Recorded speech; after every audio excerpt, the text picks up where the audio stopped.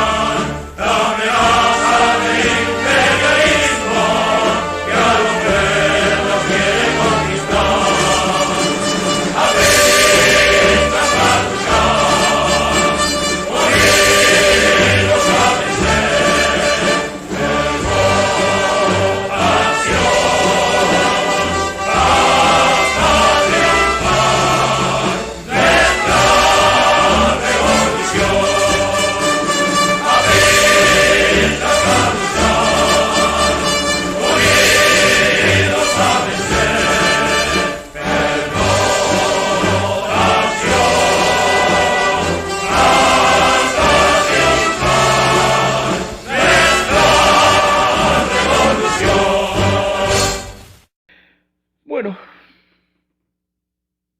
son 470 años de la Universidad de San Marcos y ya vamos a entrar a nuestro tema, que ojalá el tiempo nos dé para por lo menos tratar una primera parte, ¿no? Porque creo que hay mucho material, ¿no? Yo he estado revisando, releyendo aquellas etapas en las cuales el APRA tuvo presencia, participación, o primero nuestros líderes, nuestros fundadores, los iniciados, como llama Armando Villanueva en su monumental obra, los que abrieron el surco, el camino de la protesta, pero al mismo tiempo una llamada impertinente. Pero al mismo tiempo esa ligazón que tuvieron con esta Universidad Mayor de San Marcos. La Universidad Nacional Mayor de San Marcos fue la primera universidad fundada por Real Provisión y autorizada por Real Cédula en América el 12 de mayo de 1551. El 12 de mayo de 1551. Y cumple, o ha cumplido, 470 años. Fue la primera universidad oficial y solemnemente constituida por la corona española en América. Fue la primera universidad fundada, creada, organizada en toda la América. Es decir, cumpliendo todas las formalidades reales y canónicas exigidas en la época. El Archivo General de las Indias, que cuenta con documentos del periodo colonial español entre el siglo XVI hasta el siglo XVIII, no contiene documentos oficiales anteriores a 1551 que reconozca a una universidad o institución de educación superior anterior a la Universidad San Marcos. Lo que quiere decir que San Marcos fue la primera universidad fundada, como muy bien se ha expresado ahí, en la América. Pero, ¿por qué la Universidad San Marcos tiene tanta cercanía para la historia nuestra? ¿Por qué la Universidad San Marcos conserva esa cohesión con nuestro movimiento político? Porque ahí se forjaron, porque ahí se hicieron estos personajes que después van a sacudir los cimientos de la sociedad, no solo en el país, sino también en la América Latina. Y ahí está Aya de la Torre, ahí está Luis Alberto Sánchez, ahí está Manuel Seoane, ahí está César Vallejo, ahí está el mismo Jorge Basadre, ahí está Raúl Porras Barnechea, y más tarde, obviamente, como lo veremos en algún momento, no creo que sea en este programa, el propio Mario Vargas Llosa. Y lo que nos proponemos ahora es ir un poco desgranando, ¿no es cierto?, estas etapas, estas épocas, en las cuales, como Aya de la Torre llega a la Universidad San Marcos, ¿no? Y nos interesa saber, para tener esta relación, esta vinculación, cómo llega Aya de la Torre a la Universidad San Marcos. A veces esa etapa la hemos pasado de largo, porque simplemente repetimos que llegó a Lima en 1917, que conoció a González Prada, que fue al Cusco.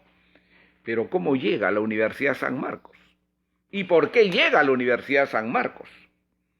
¿No? Creo que es importante, creo que es muy importante.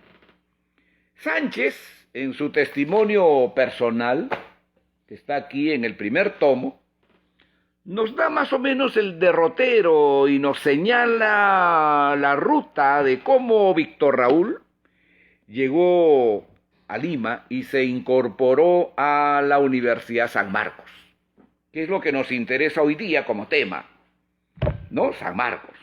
¿Por qué San Marcos?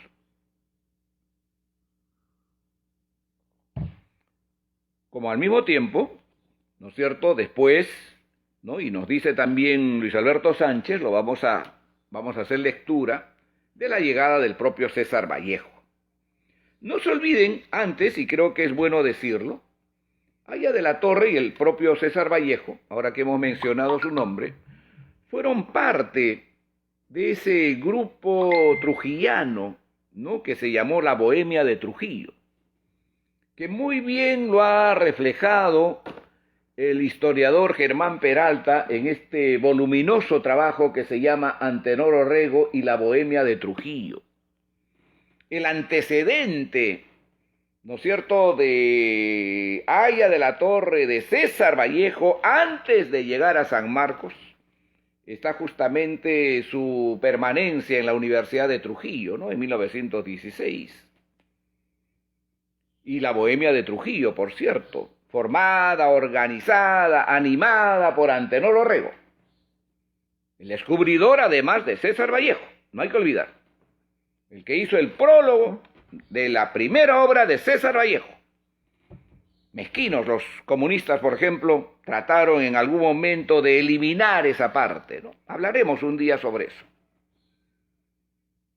Y creo que es importantísimo, especialmente a quienes nos siguen en estas etapas de recordar la historia, de auscultar la historia, de adentrarnos en la historia, este libro del historiador Germán Peralta. Un trabajo muy acucioso, muy bien estructurado y además con las obras que en este caso cada uno de estos autores, incluyendo a Vallejo, recogen. Y aquí está. De manera que creo que es importantísimo tenerlo presente, ¿no?, este antecedente que nunca hay que dejarlo de lado. Y no se olviden, inclusive, ahí está la primera propuesta de Aya de la Torre para la creación de las universidades populares en ese tiempo. ¿Cómo llegó Aya de la Torre a Lima? ¿Y cómo llegó a la Universidad San Marcos? En la página 144, ¿no es cierto?, nos dice Luis Alberto Sánchez, en este primer tomo de su testimonio personal, que ahora ha subido a 5 tomos, ¿no? Yo llegué a tener 4 tomos, ahora ha subido a 5 tomos. Bueno, Aya de la Torre había llegado a Lima en 1917 para matricularse en Derecho. De inmediato se convirtió en el alumno predilecto de José Matías Manzanilla, profesor de Economía Política. Su figura alta y delgada se hizo imprescindible en los claustros sanmarquinos. Era un dínamo andante, reía a plena boca, hablaba con voz algo opaca, pero que a menudo lograba timbres clarísimos, vestía siempre de negro, con ropa no muy nueva, peinaba hacia atrás, cuando reía su boca mostraba un motín de dientes. Todos los delanteros arremolinados, quiero un poco de luz. Lograba timbrar clarísimos, vestía siempre de negro, con ropa no muy nueva, peinaba hacia atrás. Cuando reía su boca mostraba un motín de dientes, todos los delanteros arremolinados en afán de sobreponerse los unos a los otros. Dental retrato de un andante movimiento social. Porras, como he dicho, era el contrario, bajo, algo rechoncho, de ojos azules, pelo rubio, trato un poco hosco, aunque de risa abierta e incisiva.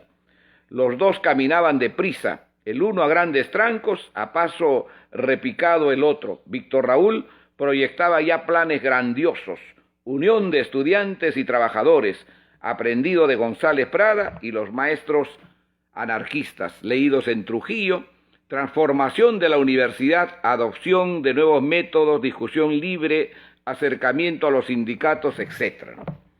Aquí está más o menos contado cómo Víctor Raúl se aproxima a la Universidad San Marcos, ¿no? Ese es el primer rastro que en mi caso yo encuentro, ¿no es cierto?, en la obra de Sánchez, ¿no? Cómo llegó.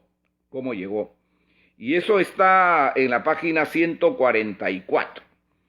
En la página 35 y 36 del primer tomo de Roy Soto Rivera están los primeros rastros también de la llegada de Haya de la Torre a Lima, ¿no?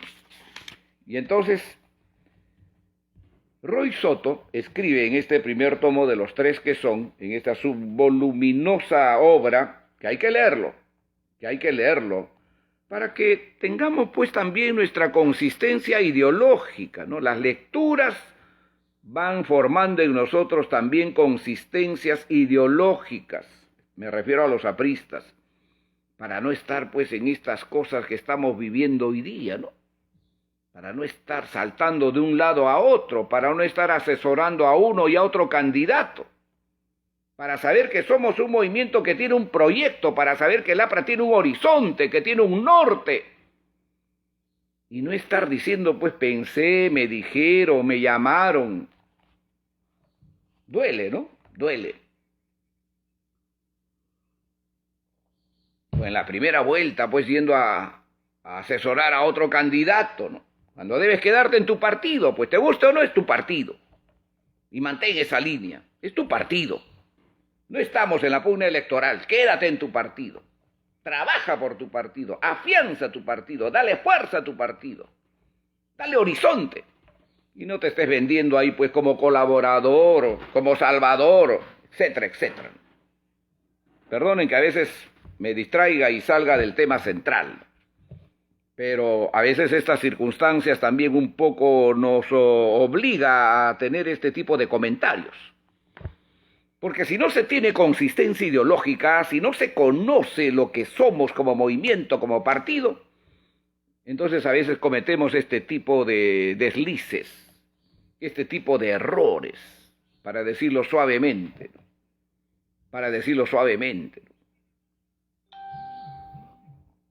Y a veces también hablamos y escribimos pura tontería, como a veces se lee en las redes, ¿no? Hacen hablar a Haya de la Torre una serie de mensajes, de discursos que quizás nunca lo dijo, o lo sacan de contexto. Sacan lo que quieren, pero no lo ponen en el contexto, ¿no? Sacan lo que ellos quieren, que la gente lea, pero no lo ponen en el contexto. Expliquen todo el contexto. Trasladen todo el contexto. No lo saquen del contexto. Eso es muy importante, ¿no? Como aquello que siempre se repite, ¿no? Hay que crear riqueza para el que no la tiene.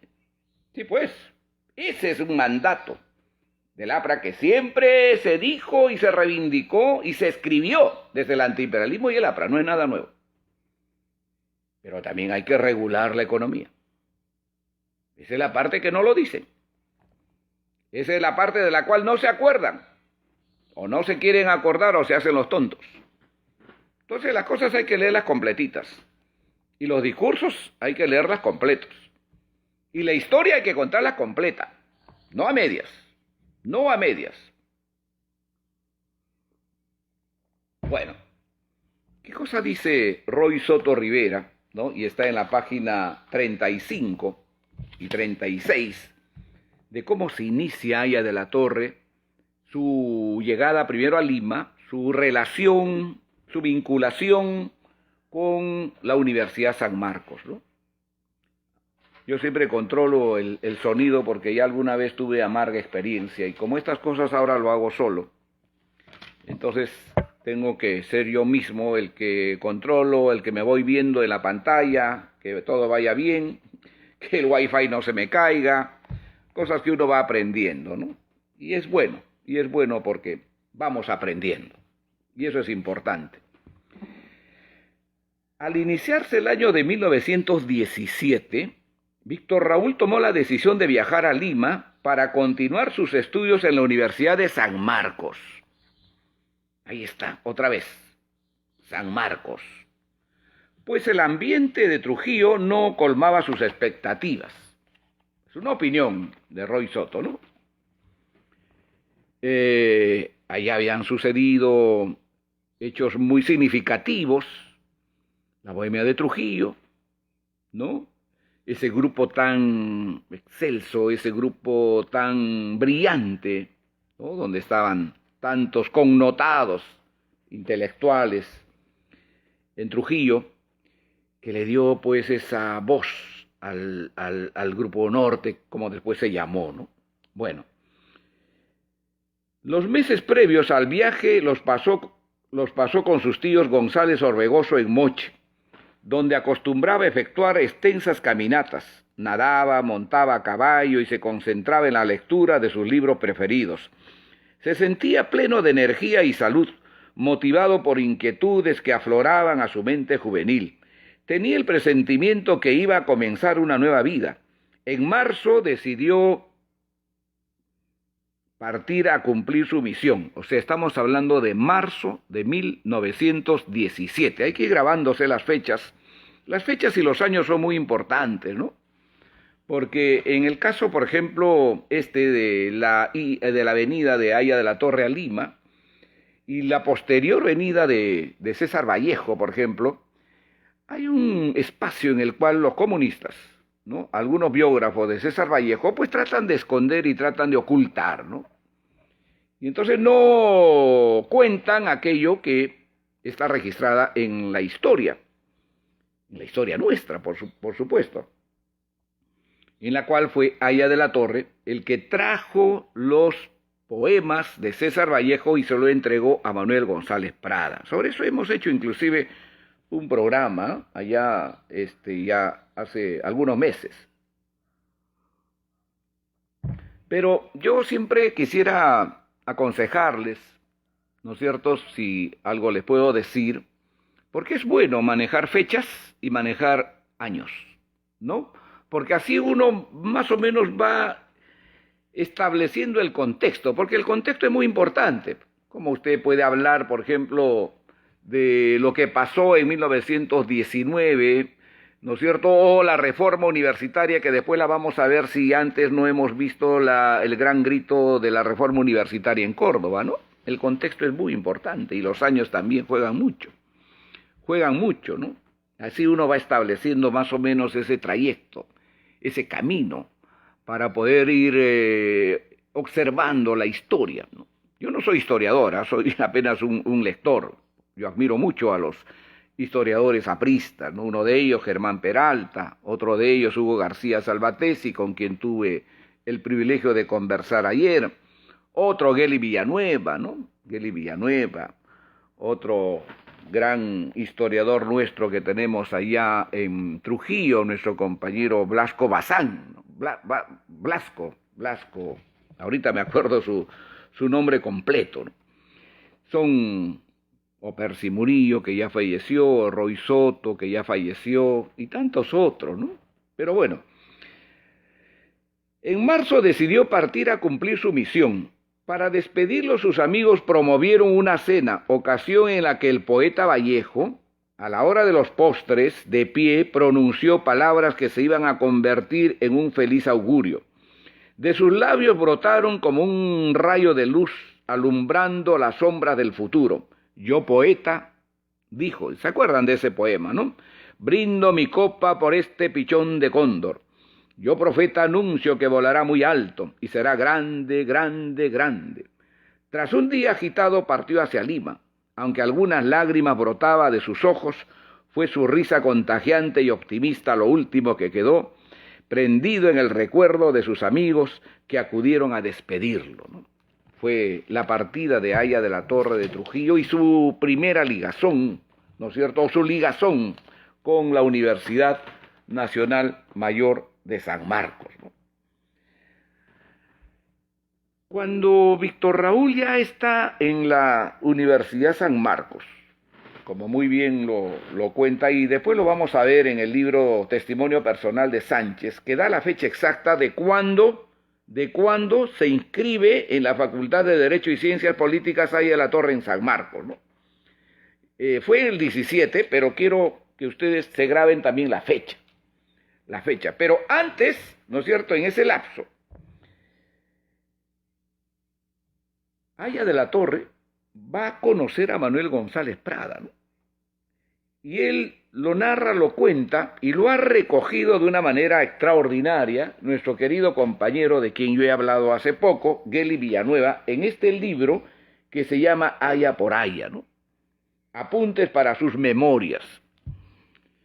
González Prada pues no era tan afecto a la universidad, era un hombre que cuestionaba definitivamente ese sistema. Y en la página 10, ¿no es cierto?, Haya de la Torre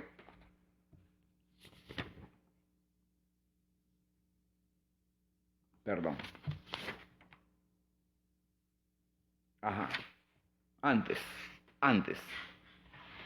está justamente el tema de César Vallejo, ¿no?, contado por el propio Haya de la Torre. En esa reunión, en la cual obviamente comparte Haya de la Torre con Manuel González Prada, hay una parte en el diálogo en el cual González Prada, con cierta acritud, va a hablarle de la universidad, ¿no? Y entonces Víctor Raúl, que estaba de pie, le dice, ¿y qué hay con la universidad?, ¿no? En algún momento encontraremos ese diálogo. Pero un poco lo que quiero reivindicar ahora es que en ese lapso, en ese momento, en esa coyuntura, por los personajes que tienen tanta importancia en la historia, que tienen tanta importancia en la literatura, que tiene tanta importancia en nosotros y en el Perú y en la América Latina y en el mundo, como es César Vallejo. Y entonces Víctor Raúl, en la página 10, ¿no es cierto?, de este extraordinario libro de Geli Villanueva, cuenta de cómo él trasladó los poemas de César Vallejo a González Prada. Y dice así él, escrito por el propio Haya de la Torre y obviamente recogido en este caso y muy bien editado por Geli Villanueva. Dice, yo traje los versos de Vallejo a González Prada y esa alusión que hace Vallejo al maestro yo la reclamo, porque yo traje esos versos. Yo tuve un cuñado que fue José Félix de la Puente y Ganosa, un novelista. Cuando él se iba a casar con mi hermana, yo vine a Lima, y entonces él me dio una presentación para González Prada, de quien era discípulo literario definido. De la Puente formó parte del grupo de Bustamante y Vallivian, era un grupo anterior al de Valdelomar. Era íntimo de Guren, cuando yo vine de estudiante traje esa presentación. Fui donde González Prada, que me recibió con mucha simpatía. Me habló mucho de la Puente, y entonces yo le mostré los versos de Vallejo. Don Manuel me ofreció su casa, me dijo que viniera a la biblioteca. La segunda vez que yo lo vi, y después que él me había hablado más o menos desdeñosamente de la juventud de esa época, me habló de su admiración por Vallejo, sobre todo por los dados eternos. Por eso Vallejo, cuando publicó Los Heraldos Negros, lo puso esa dedicatoria a González Prada. Entonces yo fui el transmisor es interesante ver cómo en momentos en que del otro lado Clemente Palma y otros desdeñaban a Vallejo, González Prada lo descubrió. No hay que olvidar que Vallejo, pues, en los primeros intentos de estar posesionando sus obras en Lima, tuvo bastante cuestionamiento, ¿no? Entre ellos, obviamente, Clemente Palma, como muy bien lo narra aquí Haya de la Torre, ¿no? Yo creo que es importante esa relación, esa vinculación de Víctor Raúl con la Universidad de San Marcos.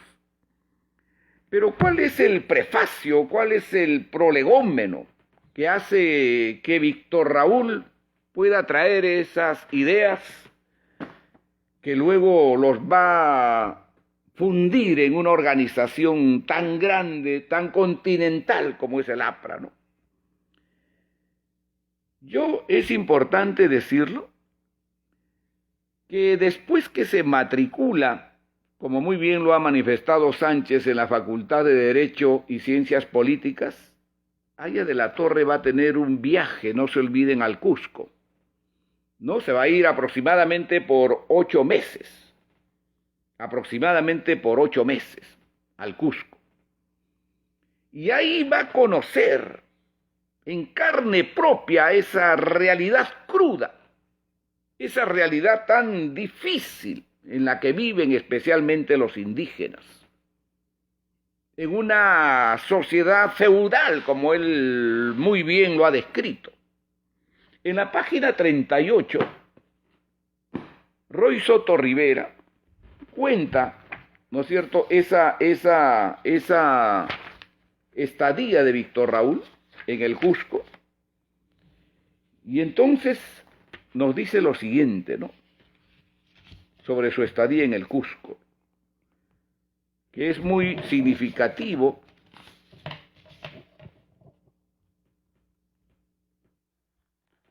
No, está en el libro de Geli Villanueva, en la página 17. Esto de Nito Trujillo me ha conmovido de sobremanera, pero hay que sobreponerse. Yo sé que él quiere que nosotros sigamos en esta tarea, en este trabajo. Él nos veía siempre, él estaba siempre muy atento. Yo recibí sus amables llamadas, ¿no? Antes de ya tener una vida de protagonismo en la Universidad San Marcos, Haya de la Torre va a viajar al Cusco, ¿no es cierto? Va a estar 8 meses ahí, invitado por un amigo de su familia, que había sido inclusive el personaje prefecto en la ciudad de Trujillo, en 1911 a 1913 aproximadamente. ¿Y qué dice Haya de la Torre sobre su estadía en el Cusco? Y quizá los cusqueños en este caso tenemos que sentirnos orgullosos y debemos de reivindicar siempre estas palabras, este trazo que escribió Víctor Raúl, que es tan importante en la historia. Y él lo va a decir: sin el Cusco no hubiera existido el APRA. Y se lo repito, sin el Cusco no hubiera existido el APRA. Él lo escribe. Y aquí está, en este libro que se llama Haya por Haya. Yo quiero ir así por etapas para luego llegar ya a los acontecimientos extraordinarios en los cuales va a participar Víctor Raúl, muy ligado a la Universidad San Marcos, que es lo que hoy día estamos viendo. No soy muy afecto de saltar etapas, ¿no? Prefiero ir así, concatenadamente. A veces las palabras también se van. ¿Y qué dice Haya de la Torre sobre el Cusco, ¿no? Cusco, aliento vital. Cusco, aliento vital, ¿no? Unas palabras tan poderosas, tan firmes. Nunca habría sentido la devoción por la raza indígena y la rebeldía ante la injusticia social si no hubiera vivido directamente la experiencia del Cusco. Solo entonces comprendí el gran problema, y decidí hacerme un soldado de la causa de quienes lucharían por encontrar una solución. Cuando yo fui al Cusco y me di cuenta de cómo se trataba como animales a la gente, eso no lo había visto nunca. Allí es que me surgió la rebeldía. Con el conocimiento del Cusco se produjo en mí un verdadero choque de sentimientos y pensamientos. El Cusco era y es una realidad totalmente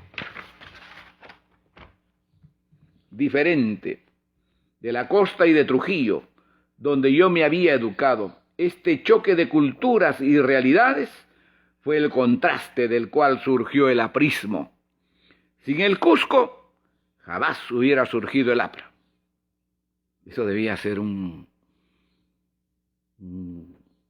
lema nuestro, ¿no? De los cusqueños especialmente, ¿no? Para fortalecer otra vez el trabajo allá, ¿no? Sin el Cusco, jamás hubiera surgido el APRA. Y esto sí lo escribió y lo dijo Haya de la Torre. No como aparece por ahí, pues, textos que a veces publican, ¿no? Y hasta da vergüenza. Como muchos atribuyen a Haya de la Torre textos que él ni siquiera se imaginó. Y ahí lo publican, pues, con bombos y platillos algunos. Pero publican lo que quieren. Cuando conocí el Cusco me deslumbré. Allí campeaba el feudalismo en sus formas más primitivas. El latifundismo serrano es muy diferente del latifundismo costeño. Se vivía en el Cusco una etapa precapitalista. En Trujillo, en cambio, nosotros vivíamos una etapa de explotación capitalista en los fundos azucareros.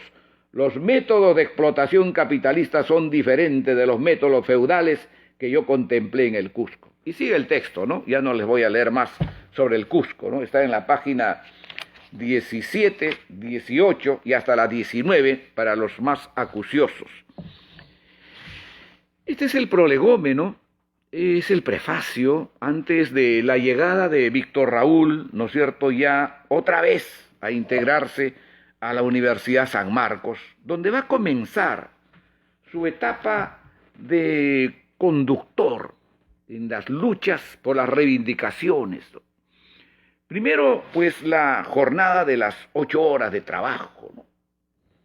Que es la primera acción en la cual participa Haya de la Torre a nombre de la Federación de Estudiantes del Perú, no se olviden.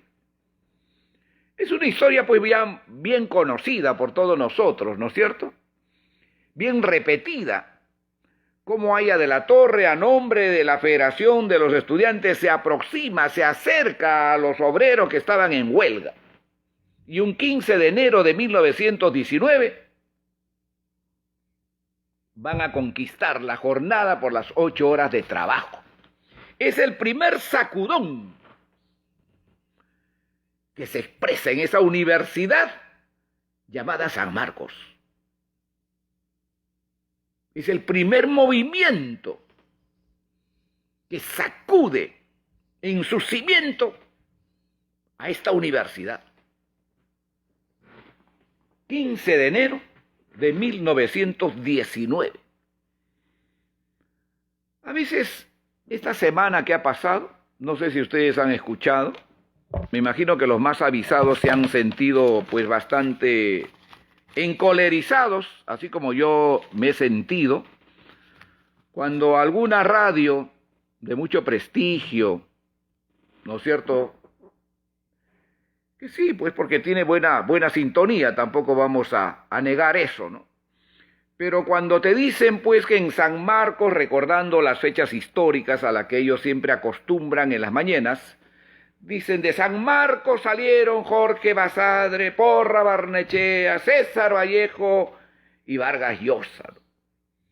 Pero no mencionan ni por asomo ni a Haya de la Torre. No mencionan ni por asomo a Manuel Seoane, no mencionan ni por asomo, ¿no es cierto?, a Luis Alberto Sánchez. No lo mencionan.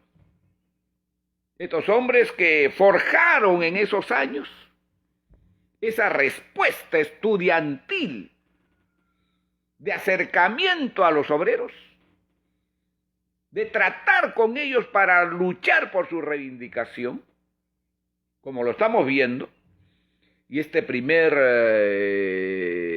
sacudón que da este hombre tan extraordinario que se llamó Víctor Raúl Haya de la Torre, que se aproximó al movimiento obrero, cuya historia todavía hay que seguir escudriñando más, pese a ese trato tan mezquino, ¿no?, que en algún momento escribió este periodista César Lévaro, que quiso desconocer la presencia de Haya de la Torre, quiso minimizarla en un artículo que él escribió en la revista Caretas ya hace muchos años, ¿no?, que estuvo en la casa de Víctor Raúl también, ¿no?, igual con César Hildebrand le hicieron una entrevista a Víctor Raúl. Inclusive ahí en esa reunión en la biblioteca de Haya de la Torre, él recitó un poema de Vallejo que ellos no lo conocían, ¿no? Cucurrucú, cucurrucú. Haya de la Torre había sido tan afecto, tan cercano, ¿no es cierto?, tan próximo a Vallejo, que él obviamente conocía toda la creación, en este caso, de ese personaje, ¿no? Entonces, este primer acercamiento, y para los más acuciosos, ya el tiempo nos está ganando, pueden ir a este libro tan importante que se llama Historia del APRA, que lo ha escrito Percy Murillo, un historiador aprista a quien recordamos siempre, y van a encontrar en esta edición, que es la única además que se ha publicado hasta el día de hoy, ojalá pueda publicarse en otra oportunidad, en la página 28, 29 y 30, la historia de esa gesta de la jornada de las 8 horas de trabajo. Y cómo Haya de la Torre, desde la Universidad San Marcos, y eso es lo que estamos tratando hoy, se aproxima, se relaciona, se vincula con el movimiento obrero, con él a la cabeza. Todavía él no era presidente de la federación, ¿no? Roy Soto, en este libro que estamos comentando el día de hoy también, ¿no?, en la página 44, escribe también la presencia de Haya de la Torre en esta gesta, ¿no?, en esta coyuntura, en esta lucha por la jornada de las 8 horas. A mí me encanta hacer lecturas, ¿no? Yo me siento bien cuando voy a la fuente, me gusta. Pero ya el tiempo nos aprieta, ya es 11:05, y quiero terminar por lo menos esta primera parte con ustedes, ¿no? Entonces, Roy Soto en la página 44 dice, el epílogo de este acontecimiento histórico tuvo lugar al siguiente día, 16 de enero de 1919, cuando a instancias de Haya de la Torre se reunieron los dirigentes textiles en el Palacio de la Exposición para conmemorar el triunfo proletario, ocasión en que resolvieron fundar la Federación de Trabajadores de Tejidos del Perú.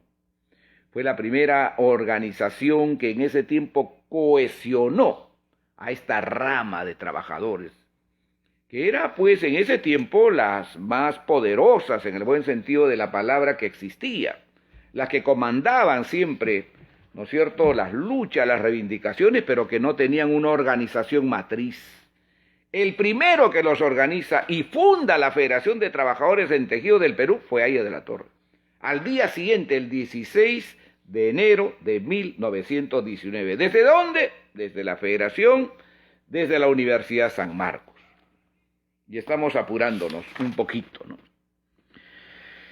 ¿Qué otra gesta de reivindicación va a protagonizar Haya de la Torre, ¿no? ¿Qué viene después? Después de la jornada de las 8 horas, ¿qué vino después? La reforma universitaria. Una universidad con mucha historia seguramente, pero trasnochada, sin posibilidad de que gente, especialmente de la clase media, pueda acceder a sus claustros, con profesores ahí total y absolutamente alejados de la realidad. La reforma universitaria que, como ustedes saben, había tenido su antecedente en el Grito de Córdoba, en junio de 1917, con Gabriel del Mazo y otros dirigentes allá, ¿no es cierto?, la reforma universitaria que sacudió las conciencias en América Latina y llegó naturalmente al Perú, ¿no? Y entonces, la reforma universitaria, la primera en el Perú, como muy bien lo dice Roy Soto Rivera, está en la página 46, ¿no es cierto?, que sacudió la conciencia de los estudiantes, que lucharon por sus reivindicaciones. Y está escrito aquí en la página 46, y permítame solamente leerles una partecita para no hacer lectura de todo, ¿no? Porque esto es significativo, porque esto va a ser el camino, esto va a ser el trayecto para que después Haya de la Torre ya en octubre de ese mismo año asuma, ¿no es cierto?, la presidencia de la Federación de Estudiantes del Perú. Y luego, como camino inmediato, será la convocatoria al Congreso de Estudiantes en el Cusco. Seguramente su recuerdo de su permanencia allá en el Cusco, ¿no es cierto?, en 1917. ¿Qué cosa es esta reforma universitaria que hoy nos comenta Roy Soto Rivera? Para esa fecha, sin embargo, los estudiantes habían organizado su propio movimiento de reforma universitaria. La visita del líder socialista argentino Alfredo Palacios contribuyó a elevar la tensión. Al día siguiente de su partida de Lima, fue paralizada la ciudad y llevó a la caída de Pardo, quien fue prematuramente derrocado por Leguía, que afianzó su posición accediendo a las demandas estudiantiles. En septiembre de 1919, que es donde ya más o menos va a culminar la lucha por la reforma universitaria, expidió el decreto que efectivizó la primera reforma universitaria de magnitud en el Perú desde 1855. En octubre, Haya fue elegido presidente de la Federación de Estudiantes del Perú y una de sus primeras acciones fue convocar al primer Congreso Nacional de Estudiantes, cuya reunión estaba prevista para los primeros meses de 1920. Esto es lo que escribe Roy Soto respecto a la reforma universitaria. Pero ¿qué dice Luis Alberto Sánchez? El que fue protagonista además, el que fue actor, el que estuvo presente, el que tuvo vivencia en esa etapa, en ese momento, en esa coyuntura. ¿Qué nos dice Luis Alberto Sánchez sobre la reforma universitaria? Vamos a ir a la página 144 y 145. A ver.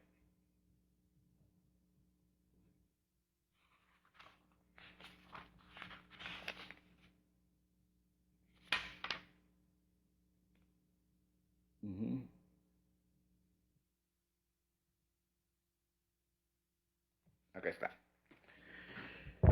Continuando lo que escribe Luis Alberto Sánchez, más abajo va a decir lo siguiente, ¿no?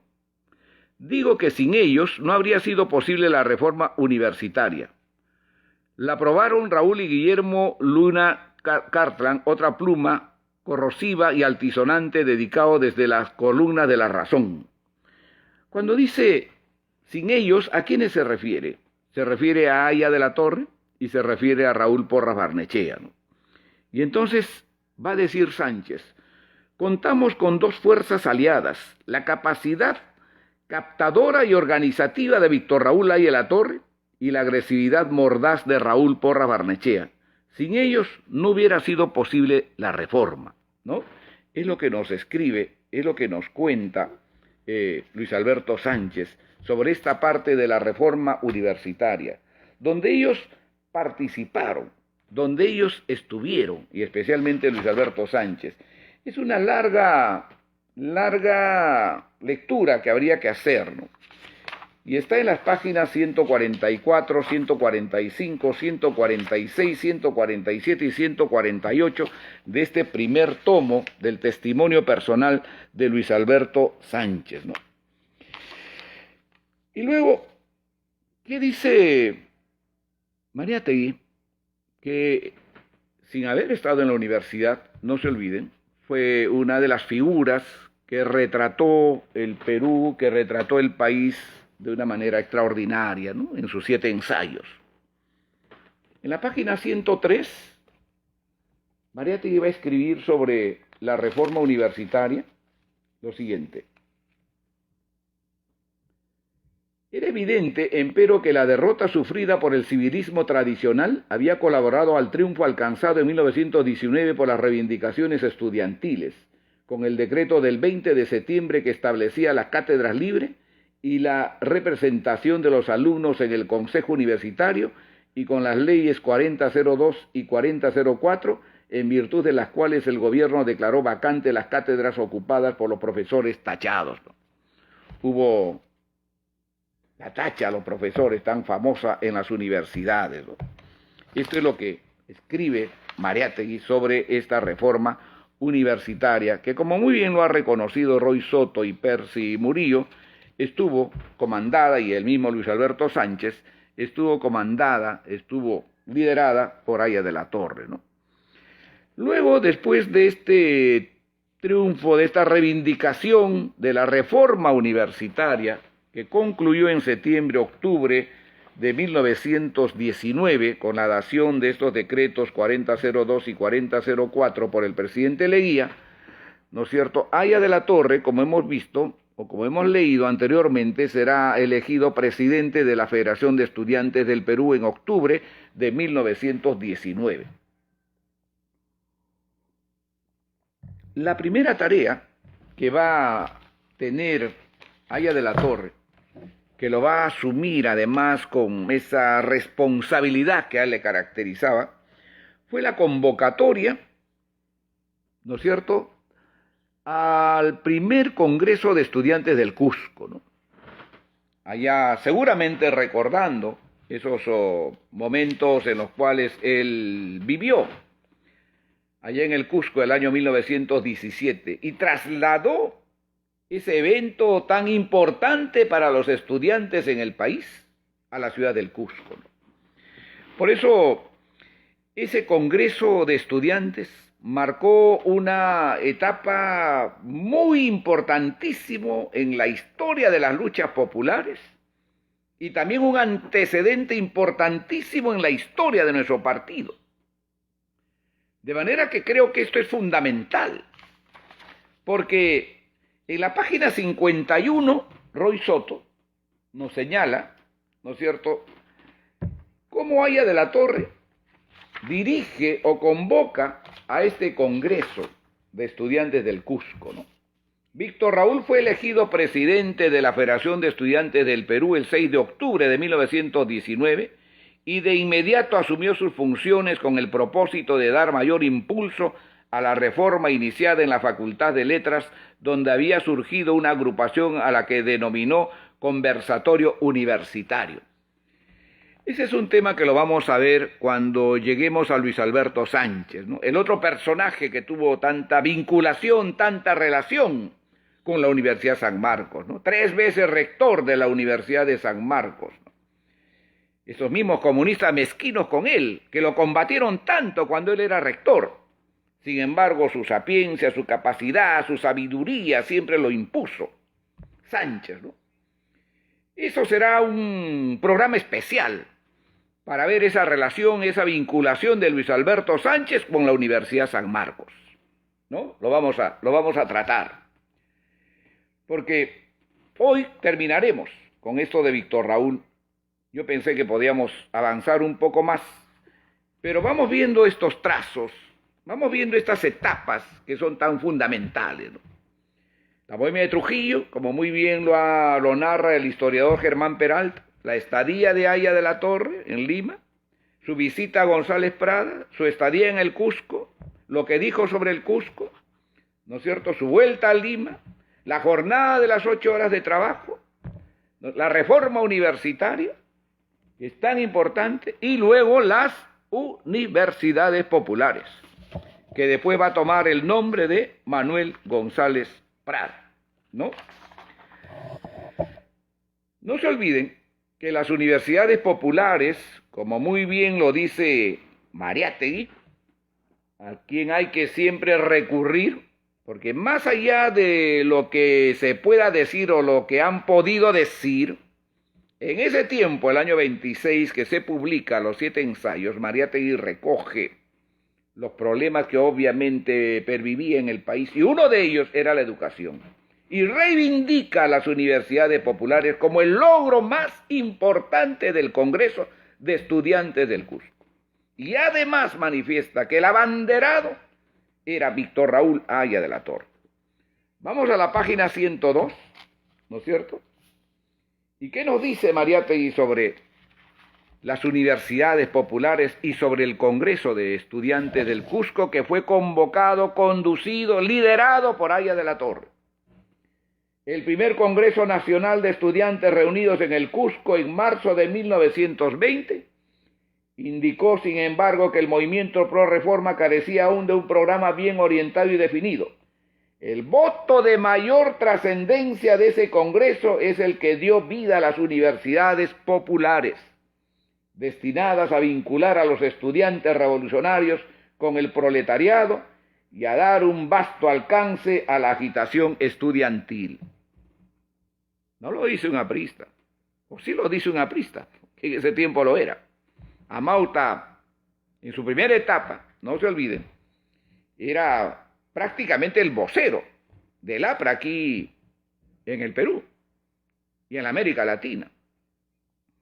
Ahí escuché al historiador Hugo García Salvatesi, en una extraordinaria charla que tuvo, indicar que Mariátegui, en esos años, antes de la disputa que tuvo con Víctor Raúl, fue el más agitador, el que organizaba, ¿no es cierto?, al APRA en el Perú. Muy significativo en ese tiempo. Y no le falta razón. Entonces Mariátegui, en la página 102 de Los 7 ensayos, nos dice, ¿no?, y se lo repito, ¿no?, el voto de mayor trascendencia de ese Congreso es el que dio vida a las universidades populares destinadas a vincular a los estudiantes revolucionarios con el proletariado y a dar un vasto alcance a la agitación estudiantil, ¿no? Bueno, eso está clarísimo, ¿no? Pero además, Mariátegui, sobre esto mismo, para seguir el trazo del tema estudiantil, va a terminar diciendo algo que es muy significativo y está en la página 103, ¿no? Se había convocado en México en 1921 a una reunión de estudiantes latinoamericanos, ¿no? Y entonces Mariátegui dice lo siguiente, ¿no? Como es natural, el compromiso ponía en peligro las conquistas del estudiantado, ganadas en buena parte al amparo de la situación que aquel venía a resolver, aunque no fuera sino temporalmente. Y, en efecto, muy pronto se advirtió una mal disimulada tentativa de anular poco a poco las reformas de 1919. Se refiere a la reforma universitaria. Algunos catedráticos restablecieron el abolido régimen de las listas, pero esta tentativa encontró alerta a los estudiantes, en cuyo ánimo tuvieron profunda resonancia, primero el Congreso de Estudiantes de México, del que yo les hablaba, y luego el fervoroso mensaje de las juventudes del sur de que fuera portador Haya de la Torre. Del que fuera portador Haya de la Torre. En la página 103 de Los 7 ensayos, ¿no es cierto?, de interpretación de la realidad peruana.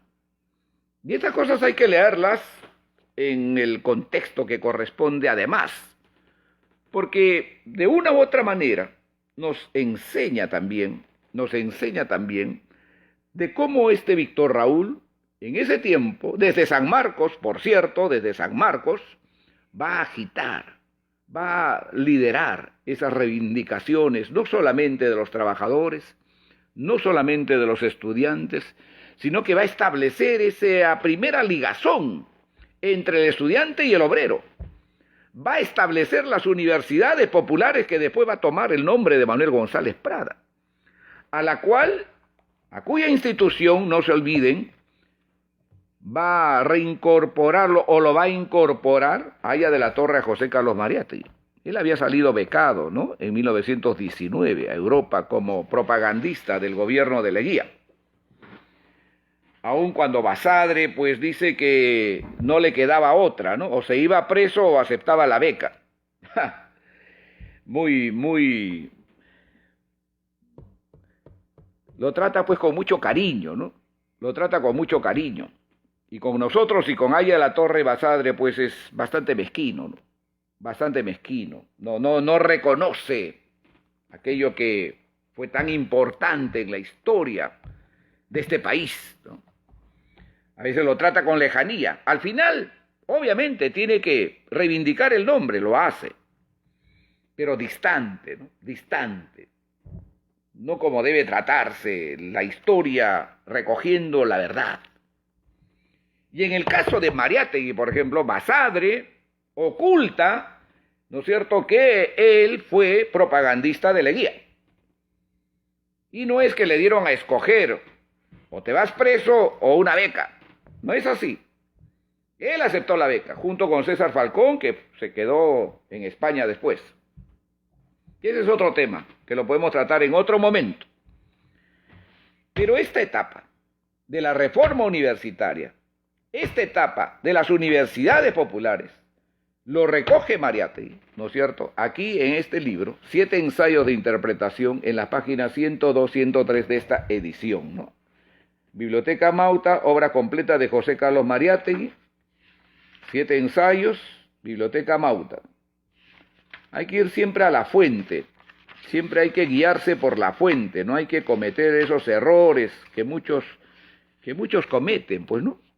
Y que a veces reivindican textos, reivindican líneas que en realidad no corresponde a lo que es. Yo diría el último acontecimiento en el cual participa Haya de la Torre, ¿no es cierto?, desde San Marcos, levantando las banderas de los obreros, de los estudiantes, es la gesta del 23 de mayo de 1923. La gesta heroica, histórica, donde se va a dar la alianza de un trabajador y de un estudiante con sangre, ¿no?, que es tan importante para nosotros, porque creo que es fundamental, ¿no? Este 23 de mayo de 1923 va a ser, diría yo, el corolario de la presencia, de la participación de Haya de la Torre en San Marcos, ¿no? Una gesta tan heroica, tan histórica, que es la que va a reivindicar finalmente, ¿no? Y esta jornada del 23 de mayo, que está en la página 33 y 34 de este libro que se llama Haya por Haya, de Geli Villanueva, que dice 23 de mayo, jornada heroica, ¿no? Jornada heroica. Está en la página 33, 34 y 35 para los más acuciosos. Y en el libro Historia del APRA, ¿no es cierto?, de Percy Murillo, en la página 43, 44 y 45, está contada la historia de este 23 de mayo de 1923, que creo que es bueno siempre echarle una lectura, ¿no? Y entonces dice Percy Murillo, ¿no?, la Unión de los Trabajadores Manuales e Intelectuales recibió su bautizo de fuego el 23 de mayo de 1923. En esa fecha se produjo uno de los acontecimientos más significativos de la historia de las luchas sociales en el Perú, que constituyó la culminación de anteriores sucesos, como la lucha por la jornada de las 8 horas, la reforma universitaria y la fundación de las Universidades Populares González Prada, que indudablemente prepararon el ambiente para la insurgencia obrero-estudiantil contra la dictadura del oncenio. El ambiente político había tomado entonces un sesgo inesperado, Lejos quedaban las promesas de la patria nueva con sus proclamas inflamadas de patrioterismo y sus promesas de la descentralización para favorecer a las provincias. La política de empréstitos y el dispendio fiscal provocaron agudas tensiones sociales. A ello debía agregarse la determinación del presidente Leguía de autoprorrogar su mandato en flagrante violación de expresos dispositivos contenidos en la Constitución promulgada en 1920. Contra esa decisión, que se haría efectiva mediante una reforma constitucional, se pronunció el grupo que seguía al primer ministro y primo del presidente, don Germán Leguía y Martínez. De hecho, se había producido una escisión en el seno del leguismo con el apartamiento de sus miembros de tendencia más radical y doctrinaria. Editores de la revista Germinal, Leguía y Martínez se vio precisado a formular su renuncia al premierato y en su lugar fue nombrado Pedro José Radi Gamio. Bueno, Radi Gamio era el personero indicado para realizar la maniobra, apasionado, clerical, intrigante y autoritario. Para disimular el repudio que ocasionó la prórroga del mandato presidencial, se urdió una maniobra de claro tinte político, una fastuosa ceremonia consagratoria de la República al corazón de Jesús, que es lo que se me fue. Yo les pido disculpas, que es la consagración al corazón de Jesús, ¿no? Que es contra lo cual se va a levantar, en este caso, las universidades populares, ¿no es cierto?, que no porque estaban en contra de la religión misma, no era eso el propósito. No, el propósito era que Leguía, con ese ardid, quería buscar la reelección, poco así como lo hizo pues Fujimori, ¿no?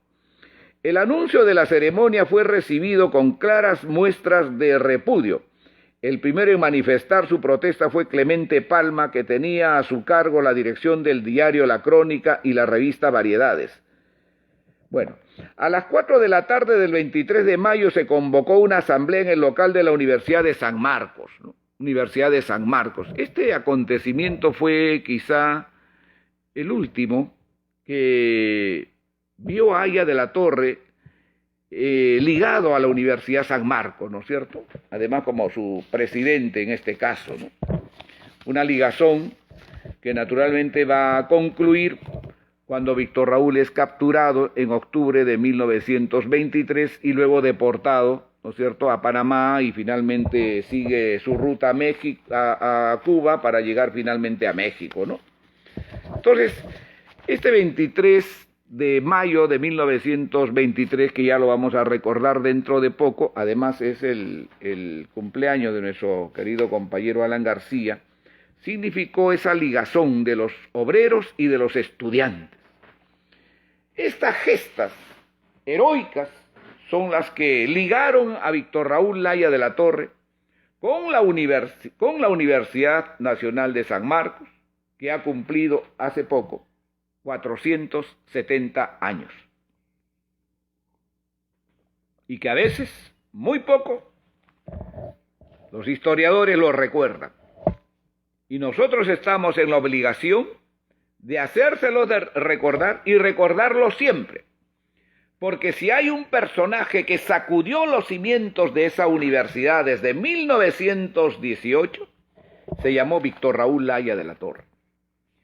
Vamos a continuar estos y otros temas que tienen que ver con la Universidad San Marcos la próxima semana. Hemos estado hora y media. Solo les diré una cosa al final, que creo que merece hurgar un poco más. Cuando Víctor Raúl es desterrado en octubre de 1923, lo reemplaza en la presidencia de la Federación, ¿no es cierto?, Manuel Seoane. No se olviden, que después también será alejado del país en 1924. Manuel Seoane, que va a cumplir una tarea extraordinaria en la ausencia de Haya de la Torre, ¿no es cierto? A ver, ¿cómo se los digo, no? ¿Cómo se los digo? Yo he estado revisando más o menos cómo se organizó, cómo se fundó, cómo se formó el Club Universitario de Deportes. Ustedes saben que hace poco también ellos han sido recordados, ¿no? Se fundó el 7 de agosto de 1924. ¿Saben dónde fue la reunión de los promotores, de los que auspiciaron esa reunión para fundar este club? En la Federación de Estudiantes del Perú. ¿Quién lo presidía? Manuel Seoane. Y ahí lo vamos a dejar. No quiero terminar esto sin leer algo que a mí me parece importantísimo y que tiene que ver con Mariátegui sobre los acontecimientos heroicos del 23 de mayo de 1923. En la página 104, Mariátegui va a decir sobre el 23 de mayo que lo comandó, que lo lideró, hay adelatorio, y por lo cual además fue echado del país. ¿No es cierto? Y a él no le ofrecieron becas, ¿eh? A él lo echaron, lo deportaron en octubre de 1923. Dice Mariátegui en la página 104, el 23 de mayo reveló el alcance social e ideológico del acercamiento de las vanguardias estudiantiles a las clases trabajadoras. En esa fecha tuvo su bautizo histórico la nueva generación, que con la colaboración de circunstancias excepcionalmente favorables, entró a jugar un rol en el desarrollo mismo de nuestra historia, elevando su acción del plano de las inquietudes estudiantiles al de las reivindicaciones colectivas o sociales. Este hecho reanimó e impulsó en las aulas las corrientes de revolución universitaria, acercando el predominio de la tendencia izquierdista en la Federación de Estudiantes, reorganizada poco tiempo después, y sobre todo en las asambleas estudiantiles que alcanzaron entonces un tono máximo de animación y vivacidad. Eso es lo que dice Mariátegui sobre el 23 de mayo de 1923. Muy bien, ahí lo vamos a dejar. La próxima semana vamos a hablar sobre Luis Alberto Sánchez, su ligazón con la Universidad de San Marcos, ¿no es cierto? Porque sí, de él tenemos mucho que hablar, mucho que leer, mucho que decir. 3 veces rector de la Universidad de San Marcos, parte de ese grupo tan extraordinario que se llamó el Conversatorio, ¿no? Que en anterior oportunidad lo vimos, pero que lo vamos a ver con más calma en el próximo programa, que lo integró Basadre, que lo integró Porras Barnechea, que lo integró Luis Alberto Sánchez y también Aya de la Torre. Hablaremos sobre ellos el próximo sábado, ¿no es cierto? Si es que ustedes me permiten seguir comunicándome a través de este medio con todos ustedes. Han sido ustedes muy amables, muchas gracias por esta oportunidad. Bastante conmovido por el alejamiento físico de mi amigo, de mi compañero, Nito Trujillo, ¿no? Yo lo siento mucho, he sido un hermano mayor. Tantas anécdotas con él, ¿no? Tantas anécdotas con él. El año 81, 82, me acuerdo cómo él alquilaba el vehículo con el cual nos desplazábamos con el presidente Alan García por distintas partes del país, ¿no? Nunca me olvido que inclusive le hicimos pagar una alta cuenta después de volver de un viaje que hicimos a Arequipa, al Cusco y a Puno, ¿no? En fin, es una pena, es una tristeza. Un abrazo a Nito Trujillo, un homenaje a él. Estoy muy conmovido, muy conmovido. Muchas gracias, han sido ustedes muy gentiles.